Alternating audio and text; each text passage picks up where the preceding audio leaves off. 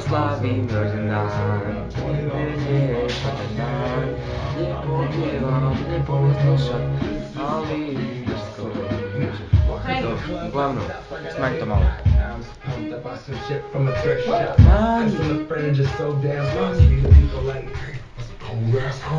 Rolling that heavy, headed to the mezzanine, dressed in all pinks in my Gator shoes, those are green, drinking in a leopard mink, girl standing next to me, probably should have watched this, those are Cherry sheets.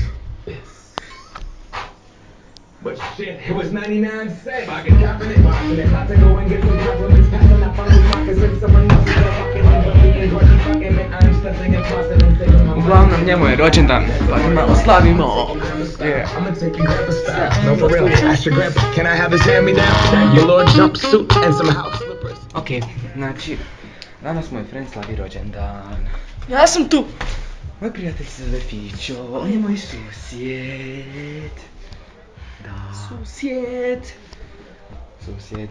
Ajde, pokaži im šta sam ti donio za rođendan. Donesi. Ovo za rođendan sam gledao. Da, nisam znao šta da mu kupim pa sam morao jednostavno.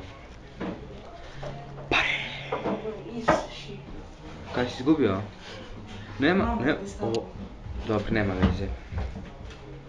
Misli će neko da si to kurčin koliko sam mu donio puno. Izgubio sam pare. Da, izgubio pare.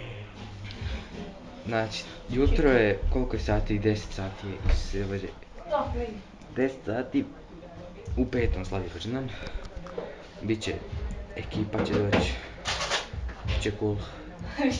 Ovo. Daj.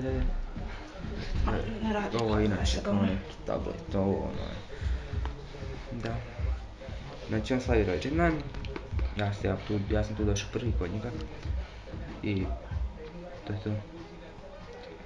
Htio sam samo ovaj video posvetiti svom friendu jer slavi rođendan.